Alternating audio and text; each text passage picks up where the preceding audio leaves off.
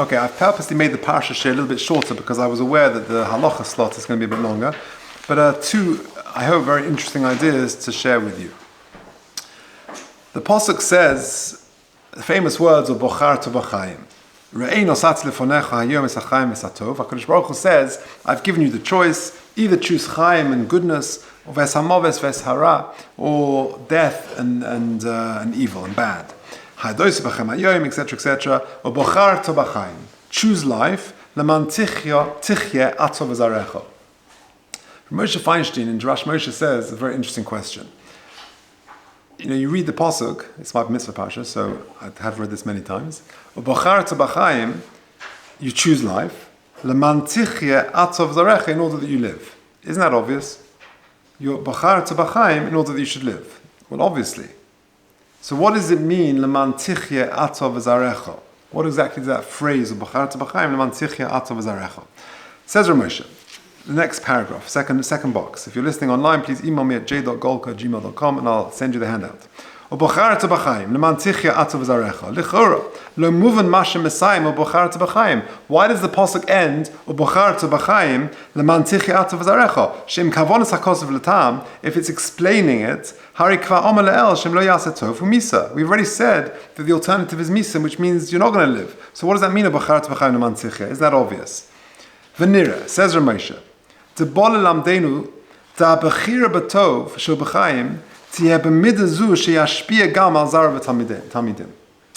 in other words, says Ramosha, when the Torah says it's not telling you what to choose, it's telling you how to choose it. If you choose Chaim with a certain passion and with a certain excitement, with a certain positivity, then Leman tichye atov zarecha, that will spill over to your children. That is chinuch advice number one. I was away just now for Shabbos. My wife and I we had a Shabbaton in Kent somewhere, nothing to do with Hasmonean, sort of a new kiruv organization to give shiurim there, and a lot of young couples who are beginning their married lives. And a lot of them with sort of very young families. So one fellow came up to me and said, can I ask you some chinuch questions? Yeah, pleasure. First question, which is more important, school or home? It's a good question. So someone who teaches in school, of course it's home, nothing to do with us. Yeah, nothing to see here. But the truth is, home is critical. It's not, you can't just it's not a dry cleaning service that you send them in and hopefully 5 o'clock they come out all dry cleaned. It's the home is the real incubator where it all happens. Says Ramesha, the pasuk in this week's Seder is telling us how to do it. Or Bochar to B'chaim, choose life, not what to choose, but how to choose it in a positive, with an excitement. You're looking forward to Yom Tov. There's a joy in the air. Leman tichye atov v'zarecha. So that should spill over to the next generation. The Torah wrote, the next paragraph, the Torah wrote, HaKadosh Baruch Hu wants us to keep mitzvahs, to live Yiddishkeit with a simcha. Because that should be, this is the center of my life. This is the ikachiyus. Also, this is my real pleasure. And not just with getting caught up with transient nonsense. This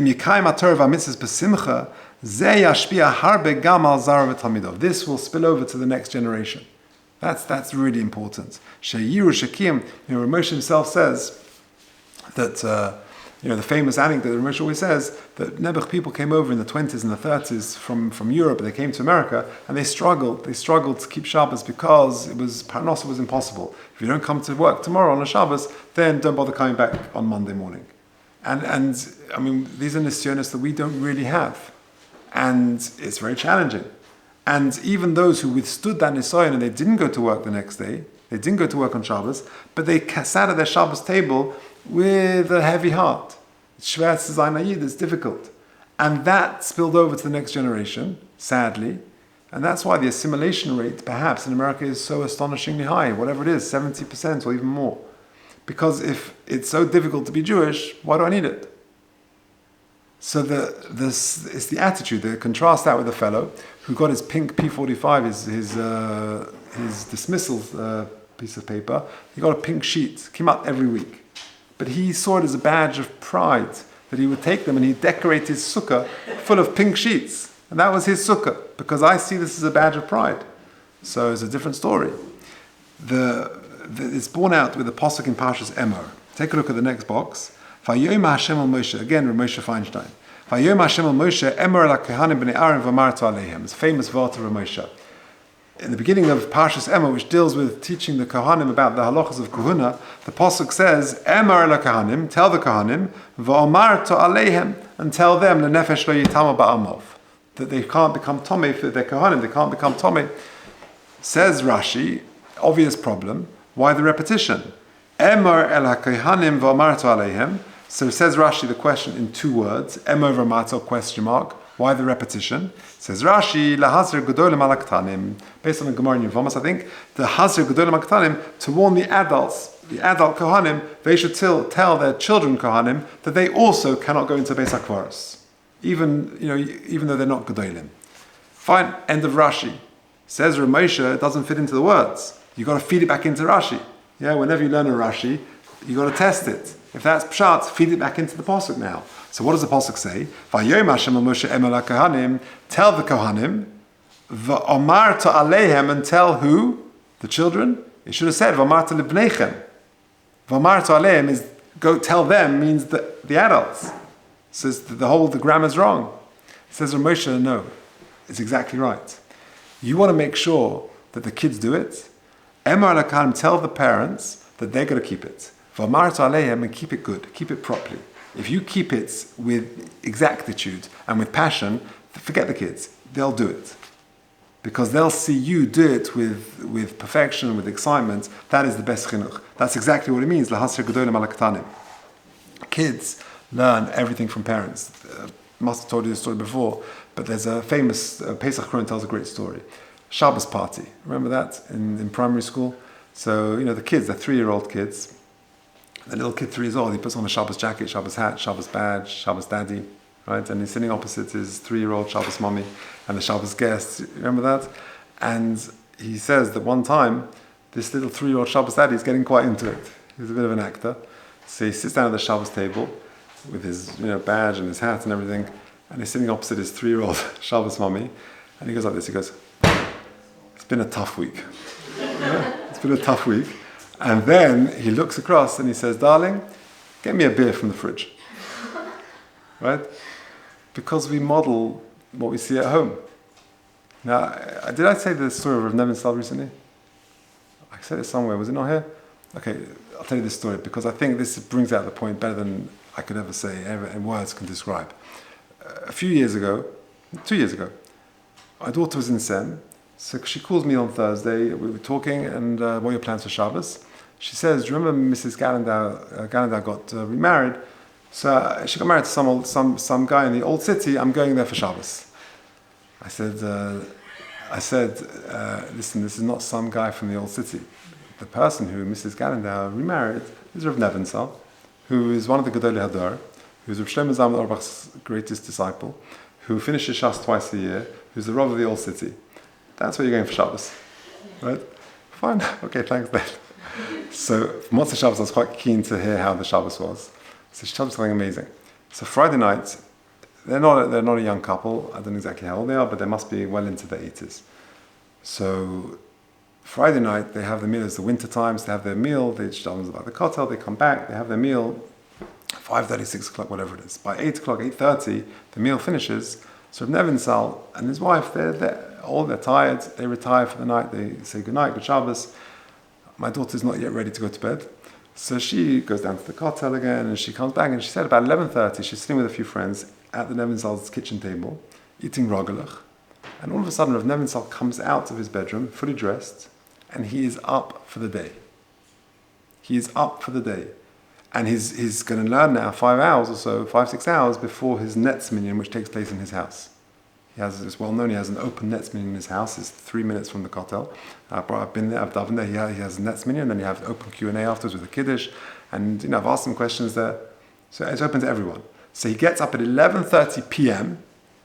to learn for several hours before the Netz minyan in his house. Now, I could tell my daughter the importance of Limud Torah and Amelus Torah and putting effort in, and I could give her 1,000 lectures about it. But when she sees Rav Nebenzahl come out of his bedroom at 11:30 p.m., having gone to bed 2-3 hours earlier, and is up for the day, then that speaks volumes. Now, I don't know Rav Nebenzahl's shulach, whatever, but I know one or two. But I'm sure you see a chinuch like that speaks volumes. That's pshat emar lakahanim v'amarta aleihem. Tell the parents to be particular about it. If they're particular, that will feed into the kids. Okay, that's ubochartu b'chaim. Now, let's just finish with this. This concept of bechira, of choosing life, I think is also very relevant to Rosh Hashana. Mitzvah Hashem, come Rosh Hashana, come Monday, Tuesday, we're going to blow shofar. Why is shofar so important? What is it all about? So I heard the following from Rav Hartman, who quoted the Pachad Yitzchak. It's Rav Hutner. It comes from the Rav Hutner in Rosh Hashana.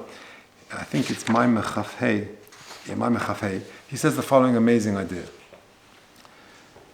The Vilna Gaon says, what is the whole focus of Rosh Hashanah? The focus is to be Mamlech HaKadosh Baruch Hu, to coronate HaKadosh Baruch Hu. Hashem is a Melech. What is the difference between a Melech and a Moshel? Famous question. So the Vilna Gaon famously says that a Melech, a king, is where you voluntarily choose to serve him.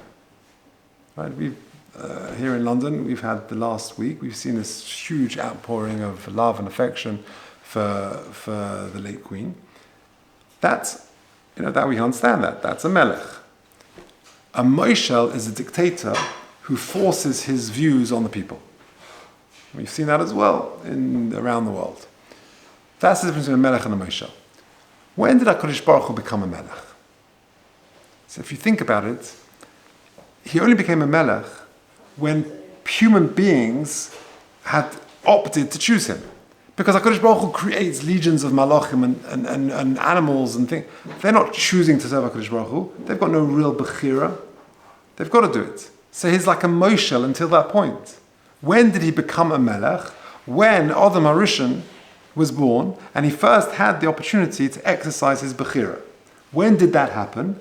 Says the Pasuk, Perek Beis in Bereshis, Pasuk Zayin, Vayitze Hashem Elokim es ha'adam ofem min ha'adama, vayipach ba'apov nishmas chayim. When HaKadosh Baruch Hu created Adam HaRishon, he blew into his nostrils, Vayi Adam, and then he became a human being, lenefesh chaya. Then, all of a sudden, this physical body had a soul, and he was able to exercise, he had a choice, bechira, good, bad. When he chose to follow HaKadosh Baruch Hu, then HaKadosh Baruch Hu became a Melech. Shofar represents Vayipach ba'apov nishmas chayim. When HaKadosh Baruch Hu blew into Adam HaRishon, gave him his neshama, then HaKadosh Baruch Hu became a Melech. The shofar represents the point in time when HaKadosh Baruch Hu became a Melech. And therefore, to remind us of HaKadosh Baruch Hu's kingship, we blow shofar to remind us of that original Vayipach ba'apov, that we choose to follow HaKadosh Baruch Hu, we exercise our bechira, and we make HaKadosh Baruch Hu, as it were, from a Moshel into a Melech. There's more to say on that, but that's the gist. So there we have it. Parsha Nitzovim, Rosh Hashana, Bacharta B'chaim, not what to choose, but how to choose. And the message of the shofar, again, of choosing life, of that anniversary of when HaKadosh Baruch Hu became the Melech, when man was able to exercise his bechira and choose to follow him. Okay. Kol tov. Ksiv chasima tova.